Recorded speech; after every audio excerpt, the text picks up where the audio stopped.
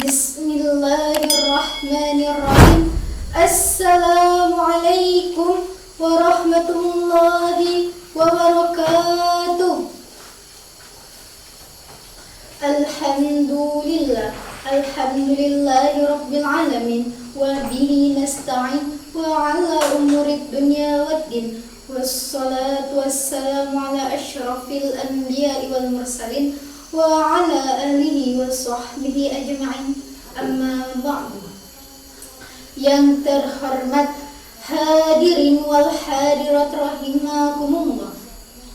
Yang pertama-tama dan yang paling utama, marilah kita panjatkan rasa puja dan puji syukur kita atas kehadirat Allah Subhanahu wa Ta'ala, yang mana telah memberikan kita nikmat, beribu-ribu nikmat, bahkan berjuta-juta nikmat. Di antaranya nikmat iman, nikmat Islam, dan nikmat sehat walafiat, sehingganya kita dapat berkumpul di masjid insyaallah penuh berkah ini. Amin amin ya rabbal alamin. Yang kedua kalinya, sholawat berangkaikan salam tak lupa pula kita haturkan kepada baginda kita Nabi besar Muhammad sallallahu alaihi wasallam dengan berupa ucapan Allahumma sholli ala sayyidina Muhammad wa ala ali sayyidina Muhammad. Yang ketiga kalinya, tak lupa pula saya berterima kasih kepada saudara moderator yang mana telah memanggil nama saya, dan tak lupa pula saya ucapkan terima kasih kepada Ummi Hajjah Cakarya SAG yang mana telah membimbing saya berpidato di hadapan hadirin wal hadirat rahimakumullah. Ada beberapa definisi atau pengertian takwa yang telah dirumuskan oleh para ulama. Di antaranya yang begitu populer, imtithalu awamirillah wajtinabu nawahihi, menjalankan perintah-perintah Allah dan menjauhi larangan-larangannya. Sebagian ulama yang lain mengatakan bahwa takwa juga berarti menjaga diri dari segala macam hal yang dapat menimbulkan murka Allah dan siksa sebagai hukumannya. Dalam pengertian yang lain, takwa juga berarti menghindarkan diri dari segala macam sesuatu yang dapat menimbulkan murka Allah. Selain itu, ada pula yang menyatakan bahwa takwa juga berarti mentaati hukum-hukum Allah dan berlindung kepadanya dari melakukan pelanggaran dan melampaui hukum-hukumnya. Dalam surah Al-Baqarah ayat 2-4 Allah menjelaskan tentang ciri-ciri dan sifat-sifat orang yang bertakwa. Di antaranya yang pertama, beriman kepada yang gaib. Keyakinan kepada yang gaib, percaya dengan yang gaib, yaitu percaya dengan adanya yang maujud, yang tidak dapat ditangkap oleh panca indera. Keyakinan tersebut diperkuat dengan adanya dalil-dalil yang menunjukkan dengan sesuatu yang gaib, seperti Allah Subhanahu wa Ta'ala, para malaikat, dan hari akhirat. Yang kedua, mendirikan sholat, menunaikan sholat 5 waktu dengan terus-menerus dengan menerapkan adab-adab, rukun-rukun, dan syarat-syaratnya. Yang ketiga, menafkahkan sebagian rezekinya yang dianugerahkan oleh Allah Subhanahu wa Ta'ala kepada mereka.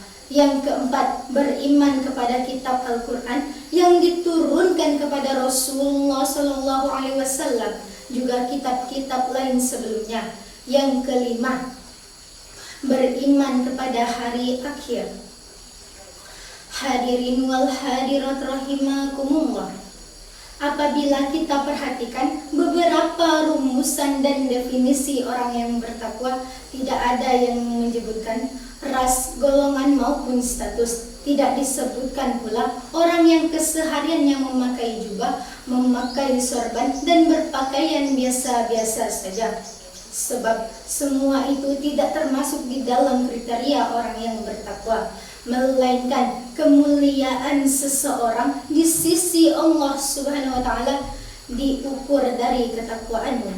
sebagaimana firman Allah. A'udzu billahi minasyaitonir rajim. Bismillahirrahmanirrahim. Inna akramakum indallahi atqakum, yang artinya sesungguhnya di antara kalian orang yang paling mulia di sisi Allah adalah orang yang paling takwa. Quran surah Al-Hujurat ayat 13.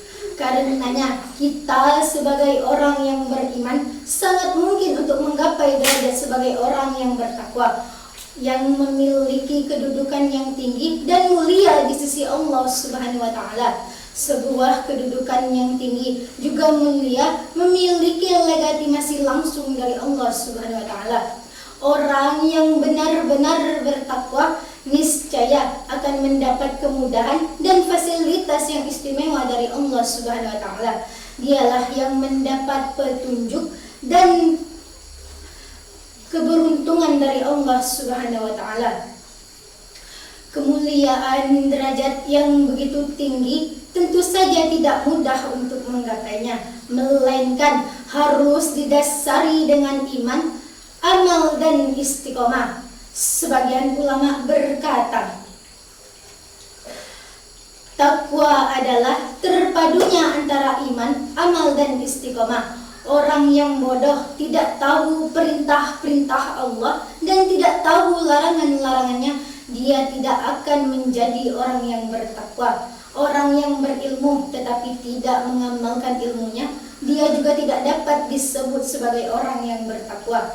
Orang yang berilmu mengamalkan ilmunya tetapi dia tidak beristiqomah, maka dia juga tidak dapat menyandang predikat sebagai orang yang bertakwa, melainkan ia merupakan termasuk orang yang merugi dan kedudukannya tidak akan mengarah ke ketakwaan. Oleh sebab itu, jelaslah sudah bahwa untuk mencapai derajat yang begitu signifikan harus didasari dengan ilmu. Rasulullah SAW bersabda, "Man izdada ilman wa lam yazdada huda, lam yazdad minallahi illa bu'da." Yang artinya, dan barang siapa yang bertambah ilmunya tetapi tidak bertambah pengetahuannya, maka dia tidak akan dekat dengan Allah, melainkan dia semakin jauh darinya. Hadirin wal hadirat rahimakumullah, bagi orang yang benar-benar bertakwa, maka kesalahan-kesalahannya akan terhapuskan dan mendapatkan pahala yang berlipat ganda. Sebagaimana firman Allah, A'udzu billahi minasyaitonir rajim. Bismillahirrahmanirrahim. Wa may yattaqillaha yukaffir 'anhu sayyi'atihi 'azim lahu ajran. Shadaqallahul azim. Yang artinya, dan sesungguhnya barang siapa yang bertakwa kepada Allah, maka kesalahan-kesalahannya akan dihapuskan dan Allah juga akan melipat gandakan pahala baginya. Quran surah At-Talaq ayat 5. Lebih dari itu, orang yang bertakwa kepada Allah akan dianugerahkan rezeki dari arah yang tak diduga-duga olehnya. Sebagaimana firman Allah, Bismillahirrahmanirrahim. Wa may yattaqillaha yaj'al lahu makhraja wa yarzuquhu min haitsu la yahtasib. Shadaqallahul azim. Yang artinya, dan barang siapa yang bertakwa kepada Allah, maka dia akan mengadakan baginya rezeki dari arah yang tak disangka-sangka olehnya. Quran surah At-Talaq ayat 2-3. Di samping itu, di akhirat kelak mereka akan disediakan baginya surga-surga yang penuh dengan kenikmatan dan penuh dengan kebahagiaan.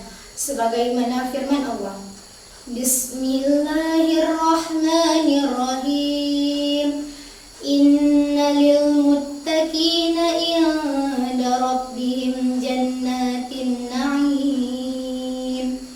Sadaqallahul azim, yang artinya, dan disediakan bagi orang-orang yang beriman surga-surga yang penuh dengan kenikmatan di sisi Tuhannya.